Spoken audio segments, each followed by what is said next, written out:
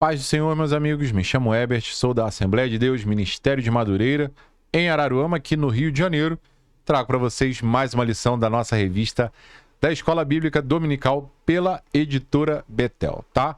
Hoje trazendo a nossa lição de número 3, lição essa que vai falar sobre a Reforma Protestante, o reavivamento da fé e o retorno às Escrituras.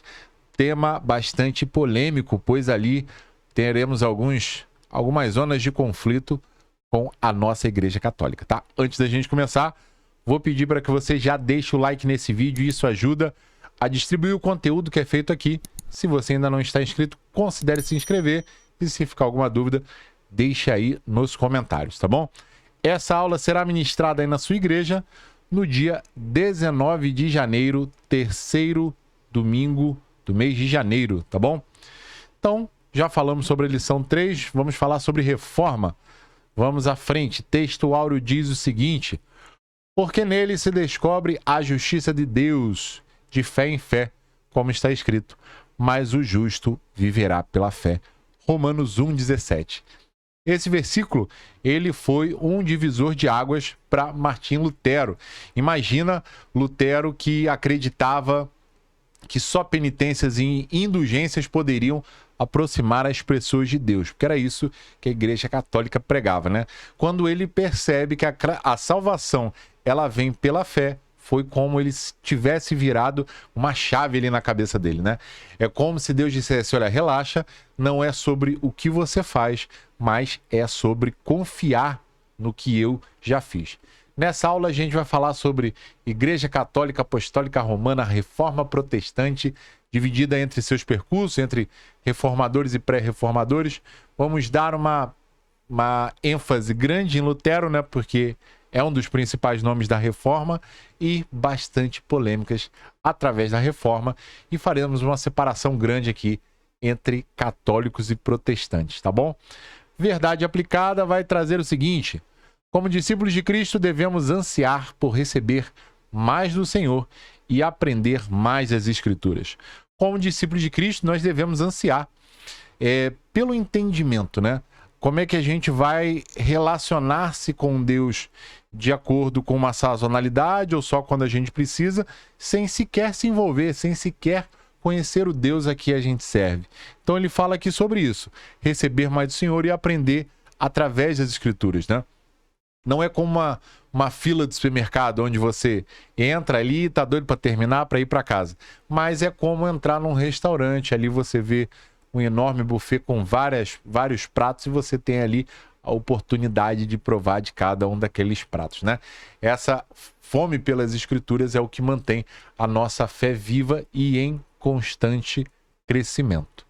Objetivos da lição: vai trazer identificar os precursores da Reforma Protestante, ressaltar a importância da Reforma Protestante e reconhecer as implicações da Reforma Protestante.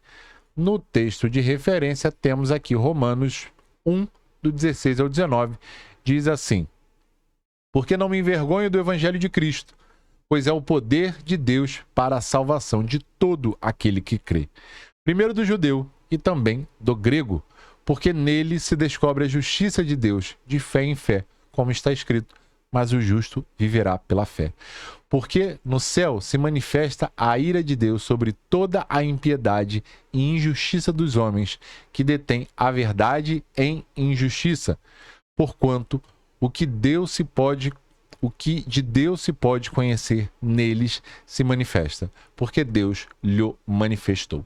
Esse texto é um manifesto espiritual, né? Paulo, ele não estava se desculpando por ser cristão, mas ele estava declarando: o evangelho é o poder de Deus para a salvação, né?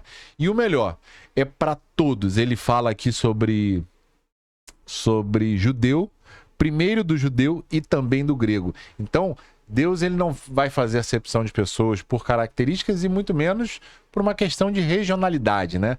Inicialmente, Deus era para os judeus. Então, mais à frente, ele expande e concede ali o acesso a todo aquele que crê. A expansão de fé em fé, ela surge com o conhecimento, contínuo na confiança de Deus, né? Não é uma fé de você bater o martelo e crer em Deus. É uma fé que se enrijece à medida que o caminho na direção do Senhor, tá bom?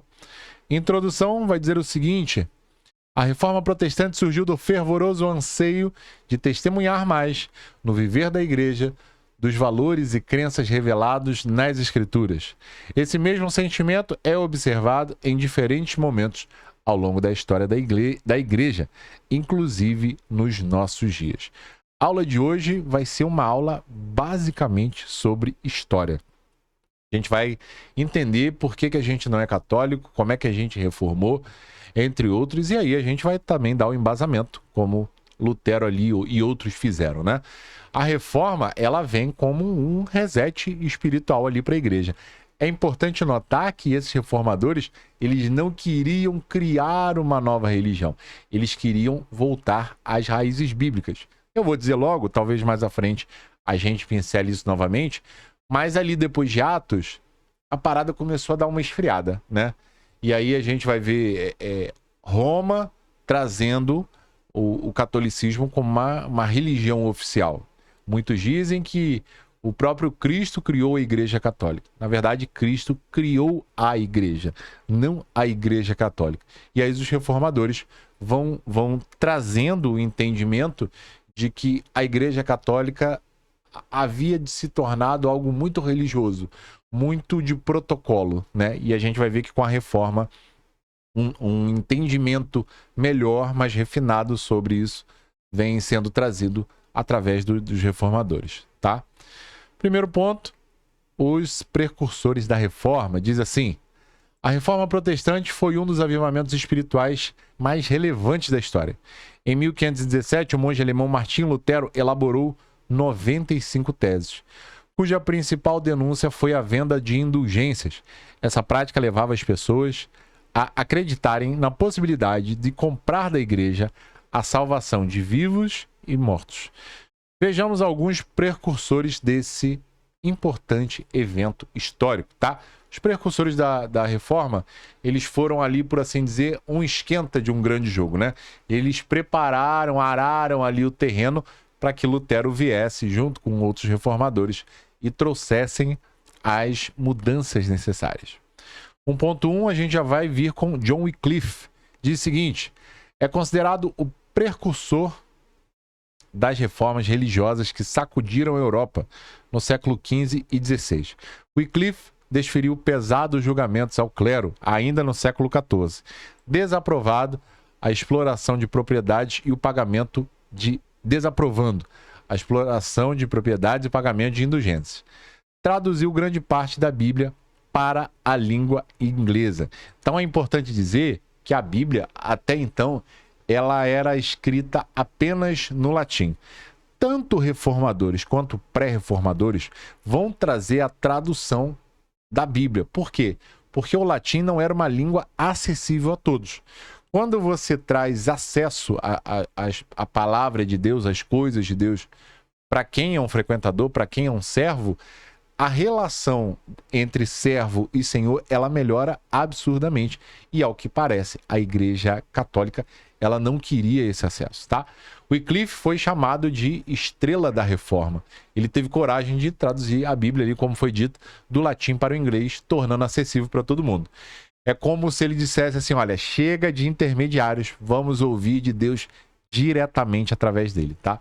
Apesar das suas Bíblias terem sido queimadas, a sua influência continua viva. Tão viva que a gente está contando a história dele aqui, tá?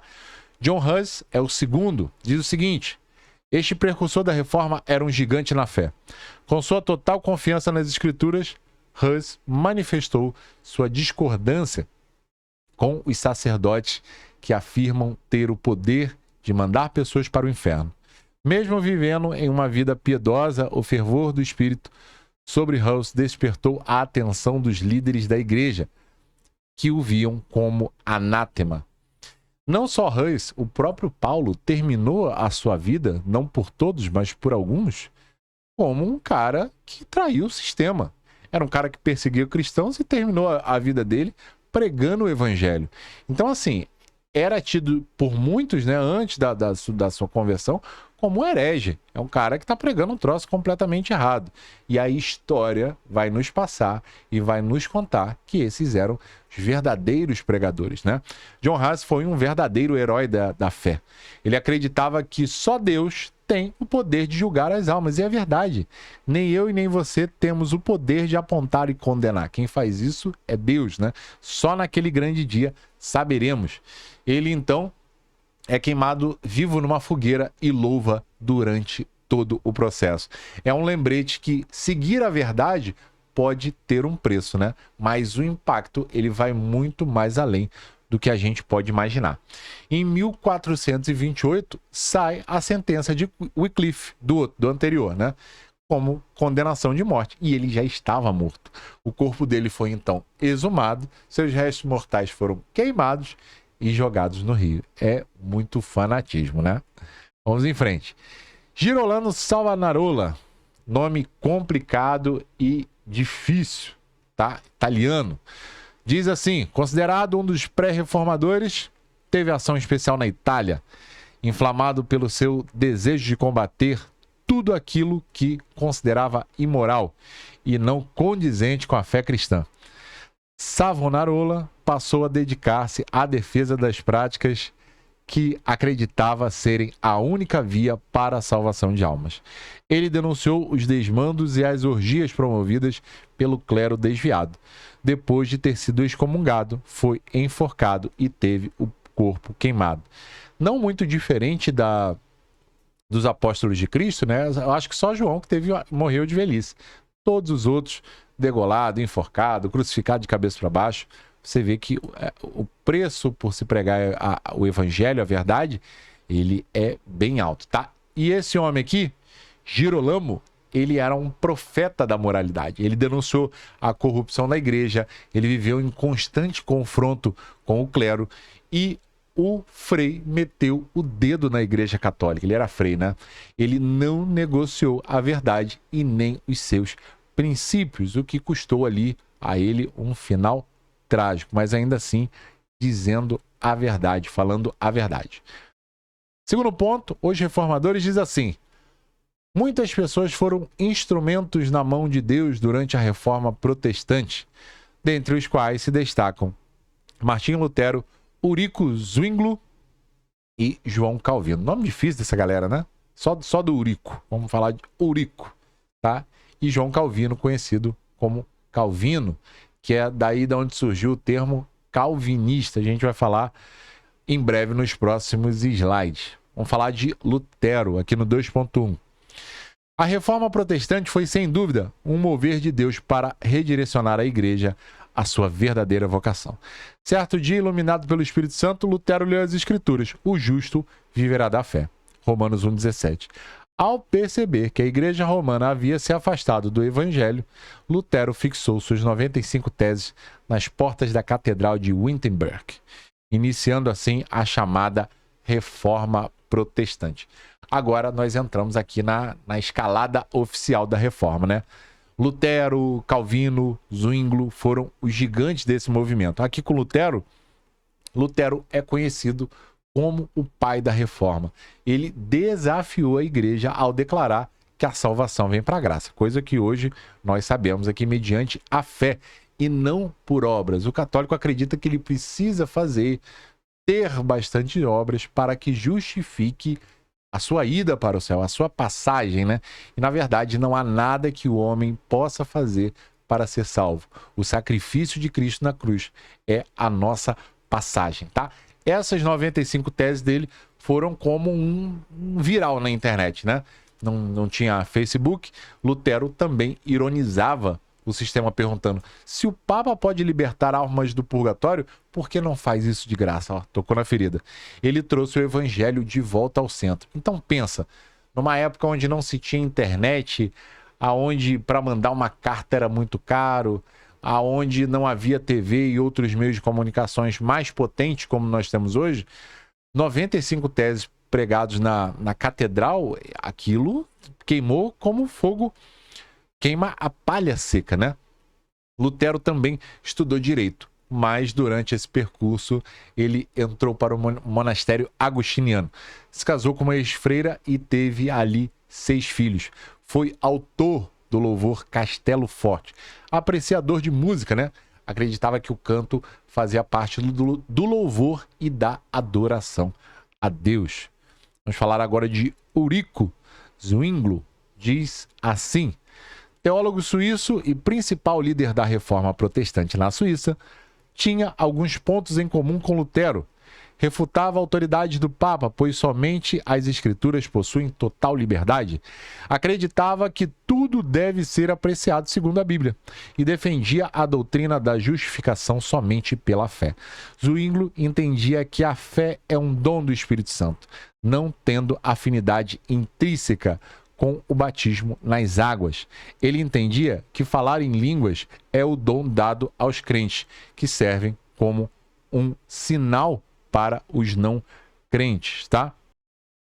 Aqui a gente tem algumas coisas interessantes. Ele entendia que o falar em línguas é um dom dado aos crentes, que servem como um sinal para os não crentes, mas que não há afinidade intrínseca com o batismo. A gente viu isso na aula anterior. Muitas pessoas não haviam sido batizadas, mas já falavam em línguas pela atuação do Espírito Santo. Outros já haviam sido batizados no batismo de João, nas águas, mas ainda não haviam recebido o Espírito Santo. Então, não quer dizer que uma coisa é sequencial à outra. Deus trabalha como quer, da forma como quer, tal como o Espírito Santo. Ulrico era um reformador sistemático, tá? Ele acreditava que tudo deveria ser analisado pela Bíblia. Não só o judeu, mas o católico, ele acredita muito na tradição. A tradição, ela é essencial para que nós venhamos a entender algumas coisas. Mas a tradição, como a experiência pessoal, ela não pode se opor ao que está escrito, né? A gente vai falar, pelo menos, de um dos solas, né, da Reforma, que diz que a Bíblia é suficiente. Você não precisa de outros livros, você não precisa de outras coisas. A Bíblia, ela é suficiente para discernir, para doutrinar, entre outros, né? A gente não precisa de um livro de apoio. A abordagem dele direta e sistemática ajudou a Reforma a ganhar espaço na Suíça. Ele também defendia que a fé é um presente de Deus, reforçando que nada podemos fazer para merecê-la. Guarde isso aqui, a fé é um presente de Deus. Em alguns versículos vão trazer que a fé é dom de Deus. Isso vai fazer mais sentido quando a gente entrar ali no calvinismo, que ele vai falar sobre a predestinação, tá? Foi também católico ordenado a sacerdote. Ele rejeitou a doutrina da transubstanciação, que afirma que pão e vinho se tornam corpo e sangue de Cristo. Então vamos lá. O católico, ele crê na transubstanciação, que durante ali o ato de comer a hóstia e beber do vinho, esses dois itens, eles se transformam fisicamente no corpo e no sangue de Cristo. Nós não acreditamos nisso. Nós acreditamos que fazemos a Santa Ceia, né? Dentro da Igreja Católica é um processo eucarístico, a gente tem uma leitura disso como a Santa Ceia, né? Que a gente faz ali 1 ou 2 vezes por mês. A gente entende que o pão e o vinho, eles não se transformam em corpo e sangue de Cristo. Pão e vinho continuam sendo pão e vinho. Pela fé, entendemos que este ato simbólico e pedagógico simboliza a morte e a ressurreição de Cristo, tendo ali comunhão com nossos outros irmãos.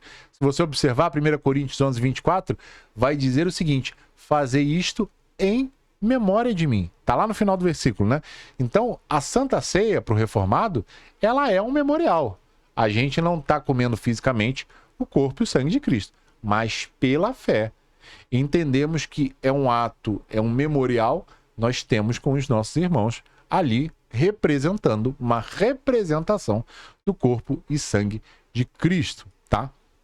2.3, João Calvino diz assim: Calvino deixou um legado, uma das mais significativas produções literárias do século XVI. Alguns alguns o criticavam injustamente, dizendo que ele não deu atenção necessária ao Espírito Santo em seus escritos. Entretanto, ao ler a obra de Calvino, vemos que ele deu atenção direta à pessoa do Espírito Santo ao abordar assuntos referentes às demais áreas da teologia sistemática, como teontologia, soteriologia, eclesiologia e pneumatologia. Não é sem motivo que ele é chamado pelos estudiosos modernos de o teólogo do Espírito Santo, pois foi o primeiro a sistematizar de forma clara o ensino bíblico sobre o Espírito Santo. Calvino, ele é conhecido pela profundidade teológica, né? Mais para frente a gente vai ver a briga, né, teológica entre arminianos e calvinos. Um rápido parênteses, você pode até ter algumas discordâncias teológicas. Eu falo muito isso na minha classe de EBD. Não importa se Cristo vai vir antes da tribulação, depois, durante. Heresia é dizer que Cristo não irá voltar. Alguns pontos teológicos, né? Se nós não tivermos cuidado, eles vão mais nos afastar dos irmãos do que fazer com que nós tenhamos comunhão. Então, sempre quando houver um debate, sempre quando houver uma discussão teológica acerca de corrente, é preciso ser muito respeitoso, né? Até para que isso não faça dissensão na igreja. Então, Calvino foi o primeiro a organizar a teologia sistemática de forma clara e acessível, incluindo o papel do Espírito Santo, que foi ali deixado de lado pela Igreja Católica, tá? Seu legado mostra que a reforma não foi só uma quebra, mas uma reconstrução sólida da fé bíblica. A Igreja Católica praticamente neutralizou o Espírito Santo, como eu falei em outros slides, né?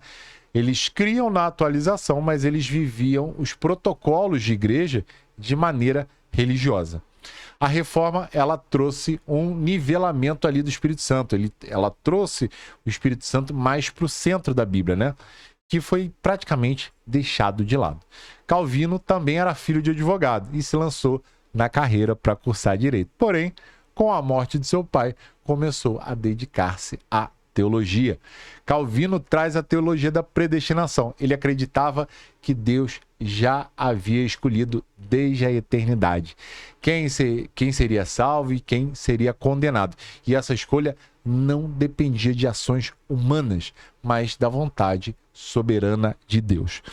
Aqui é preciso ter muito cuidado, porque muitos refutam o calvinismo da seguinte forma: então uma vez salvo, salvo para sempre. Agora que eu aceitei o Senhor como meu Salvador, posso viver uma vida desregrada, posso viver de qualquer forma.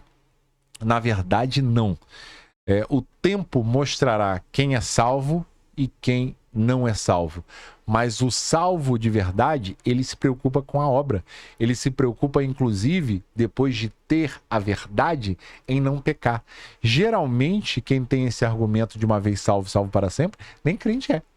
Porque a gente entende que uma vez recebendo Cristo e entendendo o seu sacrifício em favor da nossa vida, a gente não pode tornar a viver da mesma forma que vivíamos. Precisamos viver na contramão do mundo, tá? Então, vamos em frente. Terceiro ponto, as implicações da reforma diz assim: a reforma protestante aconteceu em uma conjuntura de grandes mudanças sociais, políticas, culturais e econômicas na Europa, influenciando na reforma dos estados modernos. Depois dela, surgiram novas denominações cristãs, tá?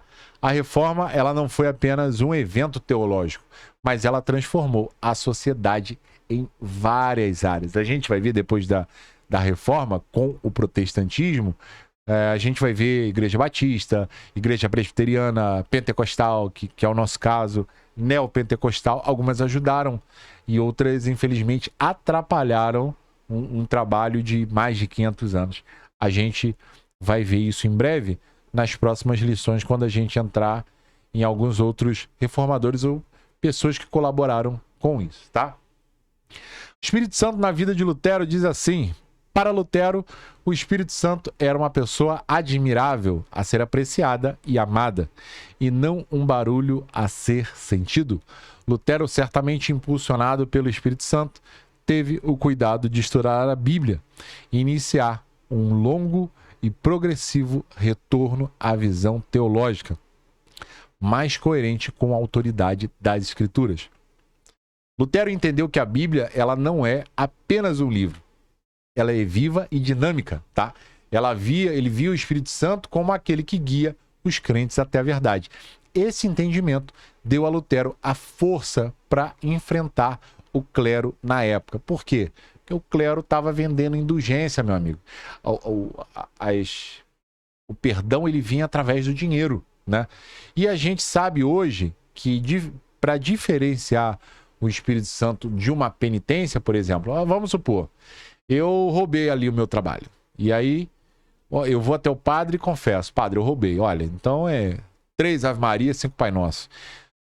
Com a atuação do Espírito Santo, o Espírito Santo ele consegue nos conduzir a esse arrependimento. Falar, olha, isso aí tá errado, meu irmão. Vai resolver tua vida, se entrega, restitui, vamos embora, vamos agir. Como se algumas orações pudessem resolver o problema inicialmente, o que a Igreja Católica tem hoje. Mas naquela época, pedaços da cruz de Cristo era vendido, terreno no céu, perdão, tanto de pessoas mortas como pessoas vivas. A gente viu isso aqui no início da aula. Então era uma parada baseada muito em dinheiro, né? 3.2. A salvação se fundamenta na fidelidade de Deus. Diz o seguinte: Lutero estava descontente com as práticas e a posição do clero a respeito da salvação. Ele via com tristeza a igreja defender a ideia de que a salvação não se dava por fé apenas, mas pelas boas obras. Pregava-se, por exemplo, que a remissão dos pecados e a salvação da alma podiam ser obtidos por meio de remuneração em dinheiro. Olha o que eu falei. Esses foram os fatores centrais que levariam Lutero a posicionar-se contra a igreja romana. A ideia central de Lutero era: Deus é fiel às suas promessas. Isso significa que a gente pode descansar na certeza de que a nossa salvação não depende de um esforço, porque se dependesse do meu esforço ou do seu esforço, nós estaríamos indo para o inferno. Mas depende da nossa fidelidade com Deus e da fidelidade de Deus para conosco, tá? Essa é uma verdade libertadora. E para terminar, 3.3 vai falar sobre as 95 teses. Talvez Lutero não tenha imaginado que ao fixar as 95 teses na porta da igreja do castelo alemão em Wittenberg, em 1517, ele passaria a ser um dos personagens principais da história da igreja. As 95 teses alastram-se com rapidez pela Europa por conta do intenso uso da interpretação no século XV. Essa invenção mudou o processo de produção de livros, que saiu da escala artesanal para a industrial. Com isso, as ideias de Lutero se propagaram e conquistaram seguidores em toda a Europa. Pense aqui o seguinte: na Bíblia já era difícil você fazer cópia de alguns escritos, porque você tinha ali os escribas, que eram os caras responsáveis por fazer. E errou, meu irmão, tinha que começar tudo de novo. Olha a complicação. Tendo a Bíblia em latim, ela já ficava a difícil acesso para todo mundo. Alguns desses reformadores e pré-reformadores, eles começaram a traduzir para outras línguas, né? A gente viu ali no começo uma tradução para a língua inglesa e outra de Lutero para o alemão. E assim foi o começo. Esse foi o começo que gerou acesso, né? É um processo complicado e lento, mas que, se não fosse por esse processo, nem eu e nem você teríamos acesso à Bíblia hoje, né? Em tantas línguas, em tantas traduções. Essas 95 teses de Lutero foram possíveis graças à imprensa, que era ali recém-criada, né? Que ajudou a espalhar as ideias muito rapidamente. Essa inovação tecnológica, ela foi usada para a glória de Deus, certamente, mostrando que ele pode usar até os avanços humanos para cumprir os seus propósitos. E aí fica a dúvida, né? Muitos querem ser influenciadores, muitos querem estar na internet trazendo uma palavra, dizendo alguma coisa, às vezes futilidade, às vezes não, mas será que nós estamos aproveitando as nossas oportunidades para pregar? Eu não estou dizendo colocar um versículo bíblico lá nos seus stories, lá no seu status, mas será que o que a gente compartilha edifica a casa, edifica a igreja, ou é simplesmente um passatempo? Precisamos estar atentos nisso, tá bom? Meus queridos, muito feliz e grato por ter trazido mais uma aula para vocês. Semana que vem estou de volta, se assim o Senhor permitir. Se você não deixou o like nesse vídeo, não perca essa oportunidade. Me ajuda, é de graça, não custa nada. Se você ainda não está inscrito no canal, considere se inscrever. E se ficar alguma dúvida, deixe aí nos comentários. Eu vou ficando por aqui e semana que vem, se Deus assim permitir, estarei de volta. Um beijo e um queijo e até mais.